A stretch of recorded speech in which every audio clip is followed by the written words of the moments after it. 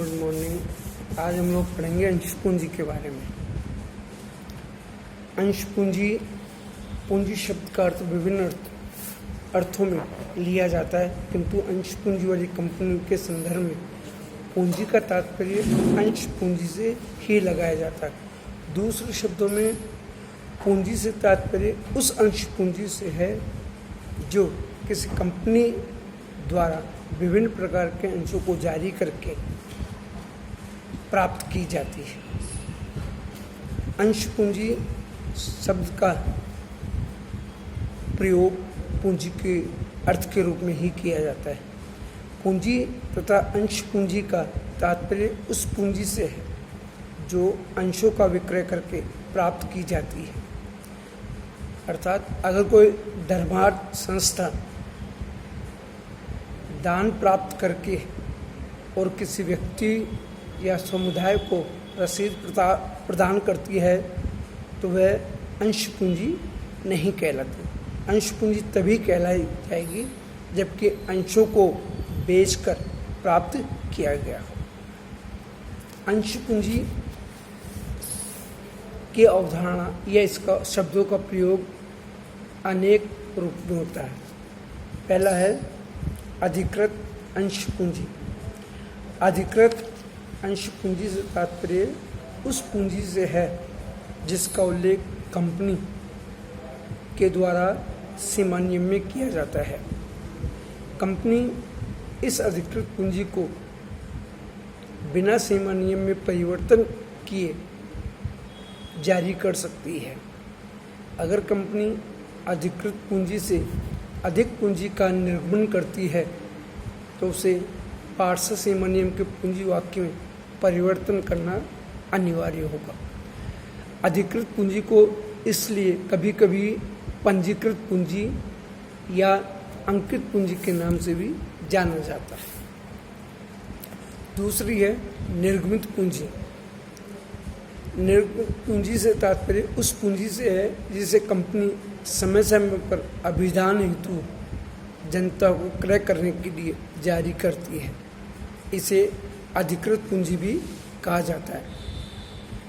अभिधान पूंजी भी कहा जाता है। अधिकृत पूंजी का वह भाग जो कि सार्वजनिक जनता के क्रय के लिए निर्गमित किया जाता है निर्गमित पूंजी कहलाती है। इसमें नकद के बदले अथवा नकद के अतिरिक्त किसी भी अन्य प्रतिफल के बदले निर्गमित पूंजी भी सम्मिलित की जाती है।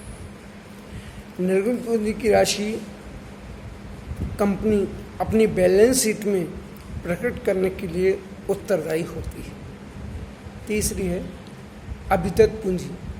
अभितत पूंजी कंपनी की अधिकृत पूंजी का वह भाग है जिसके लिए किसी विशेष समय विशेष पर कंपनी के सदस्य द्वारा अभिदान किया गया है।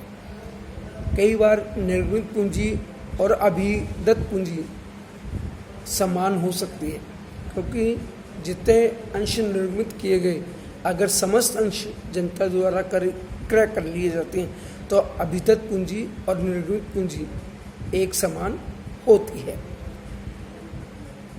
किंतु यह पूंजी कभी भी निर्गमित व अधिकृत पूंजी से अधिक नहीं हो सकती है। नंबर 4 याचित पूंजी। याचित पूंजी से तात्पर्य उस पूंजी से है जो कंपनी द्वारा जनता से मांगी जाती है। ये निर्गमित पूंजी का एक ऐसा भाग है जो कंपनी द्वारा जनता से मांगा जाता है।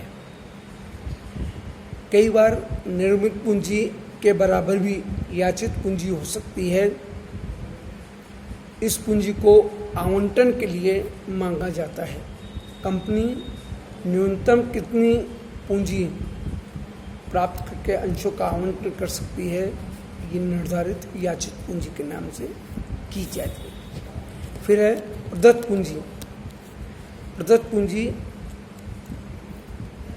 से तात्पर्य उस कुल धनराशि से है जिसे प्रदत्त राशि के रूप में जमा कर लिया गया है। अर्थात कंपनी द्वारा मांगने के बाद अंशधारियों द्वारा कितनी राशि कंपनी में चुकाई गई है वह प्रदत्त पूंजी कहलाती है। यह निर्गमित अंशों के संबंध में प्राप्त की गई राशि के बराबर होती है।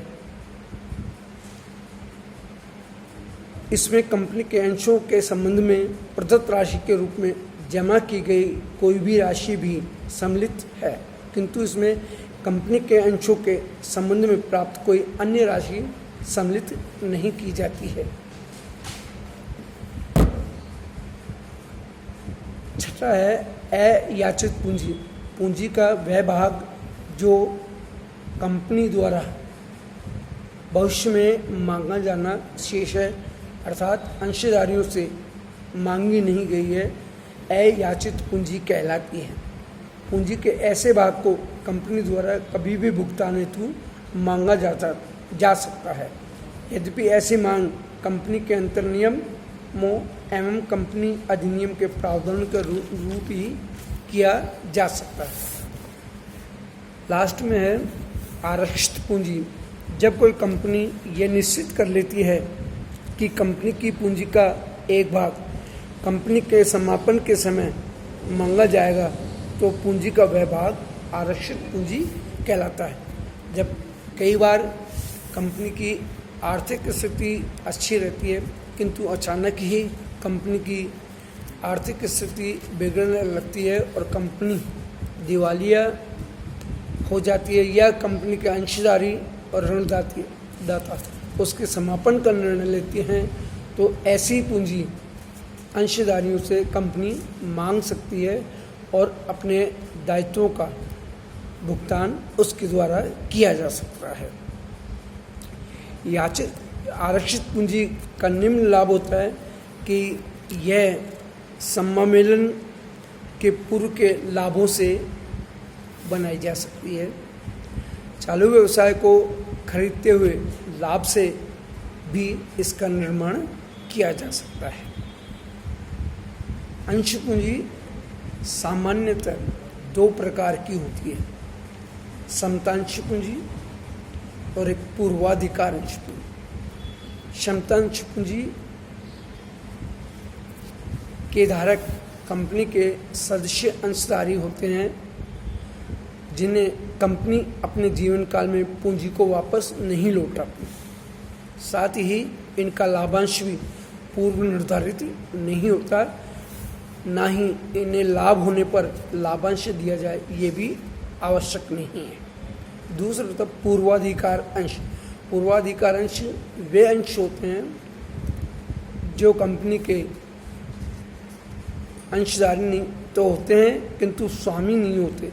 इन पर एक निर्धारित प्रतिशत से लाभ होने पर लाभांश का भुगतान किया जाता है, लेकिन पूर्वाधिकार अंश भी अनेक प्रकार के हो सकते हैं। Thank you.